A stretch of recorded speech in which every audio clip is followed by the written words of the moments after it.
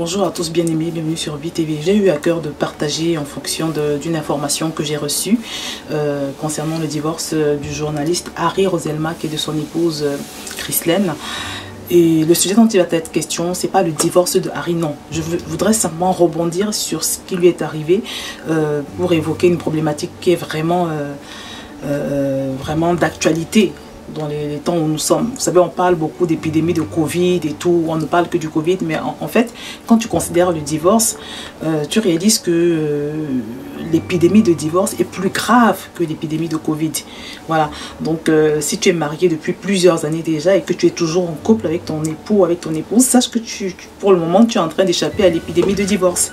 Et je voudrais que vraiment vous sensibiliser en fait sur le fait que quand on parle de divorce, derrière le divorce, 9 fois sur 10, 9,99 fois sur 10 se cache un esprit de destruction, un esprit de division des familles qui s'attaquent aux familles et avec pour objectif vraiment de détruire non seulement la famille, mais en plus de détruire également les enfants au milieu et les conjoints. Parce qu'en général, les personnes qui sortent d'un divorce se retrouvent complètement détruites. Pour beaucoup, en tout cas, elles ont du mal à remonter la pente. Et même quand bien même elles essaient de remonter la pente, de bâtir une autre relation, c'est avec beaucoup de blessures qui influencent leur relation.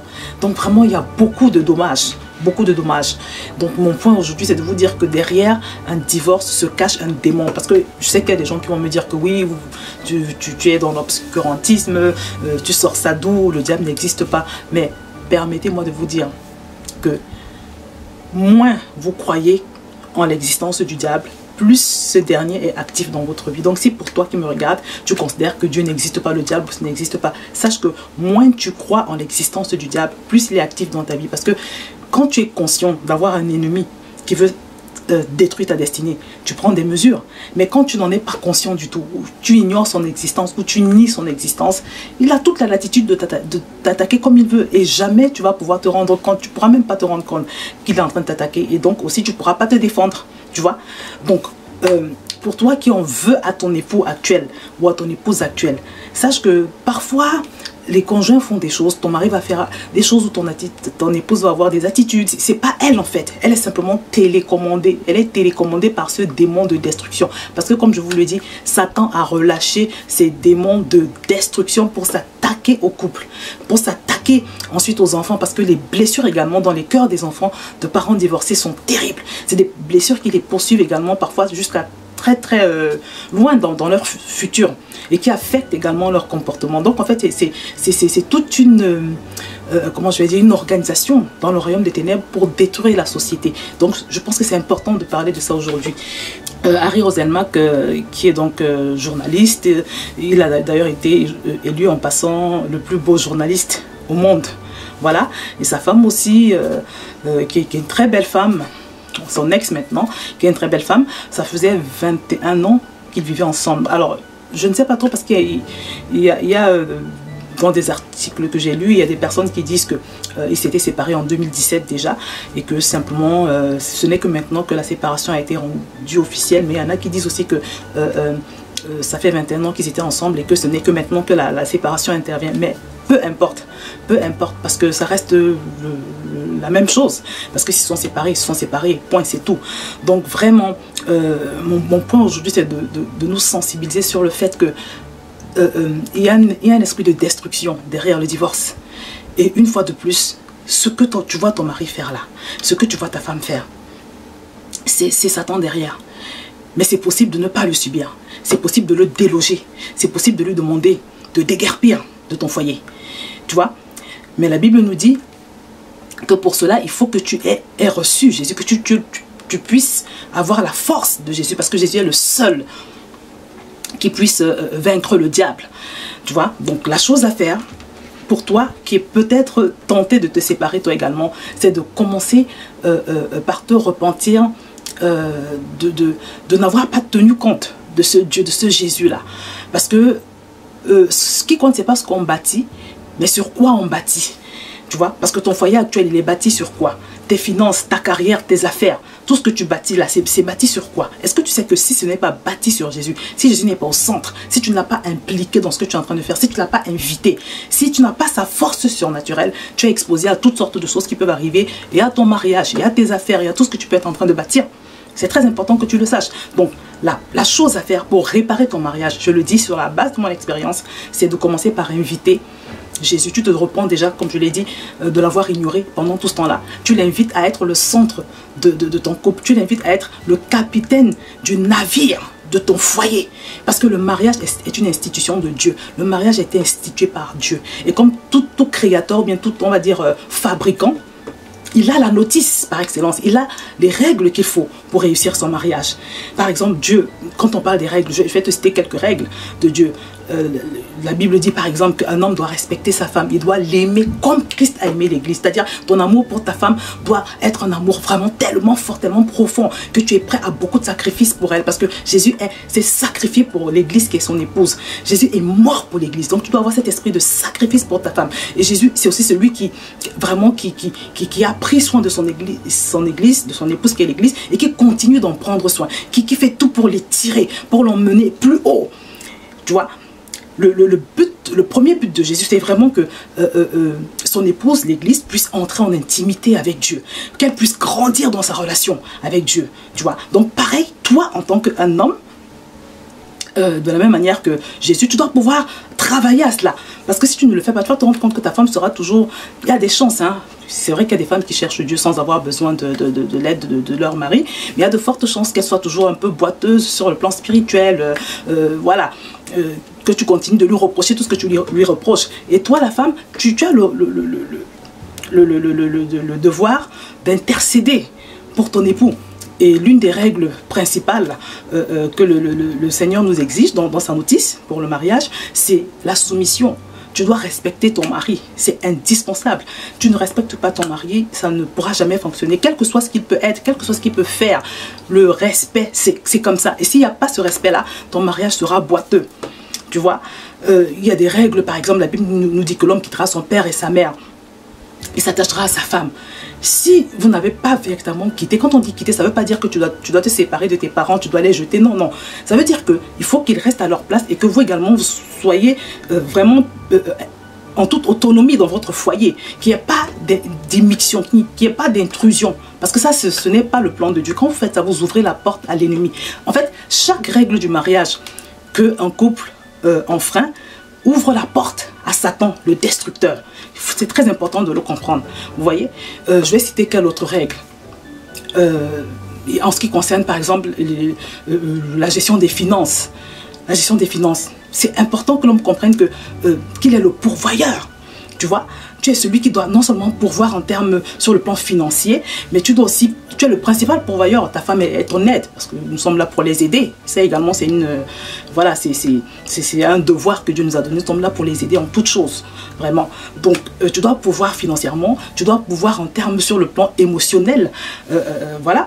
Le pourvoyeur de ta femme sur le plan émotionnel et aussi de tes enfants.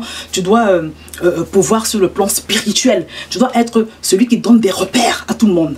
C'est pour ça que Dieu dit que l'homme est le chef. Quand Dieu dit que l'homme est le chef, ce n'est pas dans le sens de le chef pour mater, pour écraser. Non, non. C'est une grosse responsabilité. Tu as la responsabilité de les tirer vers le haut spirituellement. Tu as la responsabilité de prendre soin d'eux. Tu as la responsabilité de leur donner des repères. Tu vois, donc c'est tout ça, c'est tout un ensemble de règles comme ça que les gens doivent respecter. Et chaque fois que vous ne respectez pas ces règles, vous allez vous rendre compte que vous allez ouvrir la porte à l'adversaire. Et une règle également essentielle pour le mariage et sur tous les autres plans, c'est la mort à soi, le lâcher prise. C'est-à-dire, je décide que, comme l'apôtre Paul, ce n'est plus moi qui vis, mais c'est Christ qui vit en moi. Je décide de lâcher prise pour les intérêts du Seigneur. Dans un mariage, parfois il y a des moments de mésentente, il y a des moments où vraiment on n'est pas d'accord avec le point de vue de l'autre. Être capable de lâcher prise, être capable de mourir à soi-même pour permettre que le Saint-Esprit, au travers de tes prières, touche ton conjoint concernant le sujet qui vous sépare. Je le dis parce que c'est ce que moi j'ai fait. En plus d'avoir compris à un moment donné qu'il fallait que je cesse de vouloir être celle qui allait toujours être en train de s'énerver, de réclamer telle chose, de crier très fort à l'injustice, il fallait que je mette ma confiance dans le Seigneur, surtout que qu'on lui donne la première place, parce que comme je le témoigne toujours, c'est uniquement quand mon mari et moi nous avons donné la première place, la place du centre, la place du dirigeant, la place de celui qui prend les décisions, la place de celui qui tranche les débats. Ce n'est qu'à ce moment que l'équilibre est rentré dans notre couple. Mais tant que voilà, nous étions chacun de nous ceux qui voulaient avoir le dernier mot, c'était compliqué. Vous voyez, donc c'est très important également l'amour à soi, être capable de lâcher prise, vraiment. Et d'ailleurs, même en ce qui concerne ces deux qui ont divorcé, sa femme, d'après ce qu'elle a dit dans les commentaires qu'elle a fait, elle a dit que en fait son mari c'est quelqu'un, c'est le genre de personne, quand il a une idée dans sa tête, il n'y a personne qui peut lui retirer cette idée de la tête en fait. Voilà. Et eux-mêmes ils disent que leur rupture est due ils ont parlé d'un ego, un ego accentué, je crois, et mal placé, quelque chose comme ça. Donc l'ego n'a pas sa place dans un foyer. Vous voyez, si tu as encore de l'ego en toi, ça veut dire que tu n'es pas obéissant à Dieu, parce que Dieu s'attend à ce que nous puissions renoncer à nous-mêmes, que nous puissions mourir à nous-mêmes. Ça, c'est l'une des règles basiques, en fait, de la vie chrétienne. Tu lâches prise et au lieu d'agir, comment je vais dire, de résister par toi-même, d'essayer par toi-même de changer la personne, de résister, de forcer. Non, non, non. Tu lâches prise. Tu le laisses dans son idée et tu mises sur la prière, tu pries et tu crois que le Seigneur va agir, que le Seigneur va toucher son cœur. Je n'ai pas l'intention de faire une longue vidéo, sinon je vous en aurais dit un peu plus, mais c'est désormais comme ça que je fonctionne et je vous assure, je vois le Seigneur incliner le cœur de mon mari. Vous voyez, ce que je veux dire, c'est que dans un mariage, l'un des facteurs clés, c'est vraiment apprendre à lâcher prise en faisant confiance à Dieu. Mais si Dieu n'est pas dans la barque de ton foyer, ce sera compliqué, bien évidemment. Donc, apprendre à lâcher prise, et apprendre à la place des cris, des querelles et tout ça, prier et faire confiance au Seigneur. Si tu appliques ne serait-ce que cette règle-là, je t'assure qu'il y a beaucoup de choses que tu vas éviter. Il y a beaucoup d'accès que tu vas éviter d'ouvrir aux destructeurs. Voilà, donc je tenais absolument à partager cela parce que je sais qu'il y a beaucoup de divorces. J'ai parlé d'épidémie, c'est vraiment réel. Satan travaille dur pour détruire les foyers. Vraiment, il a relâché ses démons. Soyez avisés et arrêtez de croire qu'il n'existe pas. Arrêtez vraiment de croire que Satan n'existe pas parce qu'il est réel.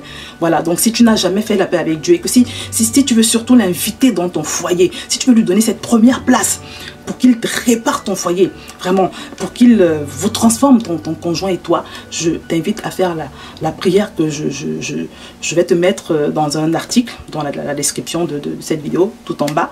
Et je t'assure que quand tu vas faire cette prière, tu vas ressentir quelque chose. Ça va être le début d'une grande aventure qui va commencer pour toi. Je l'ai faite cette prière il y a plus de 20 ans et ma vie n'a plus jamais été la même parce que j'ai vu le Seigneur réparer chaque compartiment de ma vie, pas seulement le mariage. Il a tout restauré. Aujourd'hui, pour rien au monde, je ne me séparerai de lui. Tes yeux spirituels vont s'ouvrir et surtout tu vas pouvoir dominer sur le destructeur. Tu vas pouvoir lui commander de dégager et ton couple de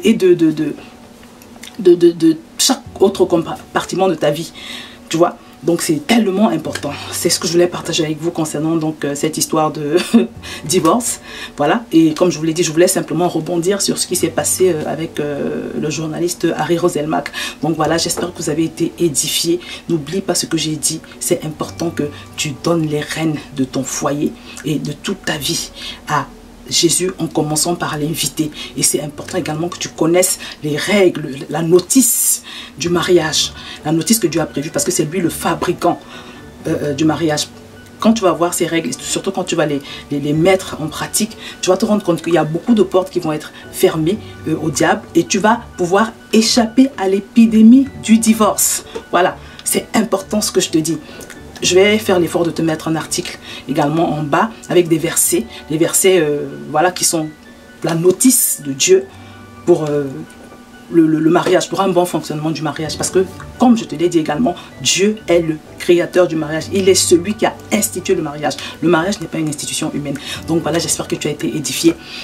Si tu n'es pas encore abonné, je te recommande de t'abonner. Si tu n'as pas encore acquis mon livre 21 jours pour apprendre à marcher avec Dieu par son Saint-Esprit, je te recommande également d'acquérir ce livre et la formation 5 semaines pour sortir de la frustration commence le vendredi prochain. Donc également, je vais vous mettre tous ces liens en bas de cette vidéo. Donc faites le nécessaire pour échapper au destructeur qui sévit en ce moment. Faites le nécessaire. Clique en bas de cette vidéo. Voilà. Et tu vas passer de quelqu'un qui était dominé à quelqu'un qui domine désormais en toutes choses. Donc voilà, c'est ce que je voulais partager avec vous. Que le Seigneur vous bénisse.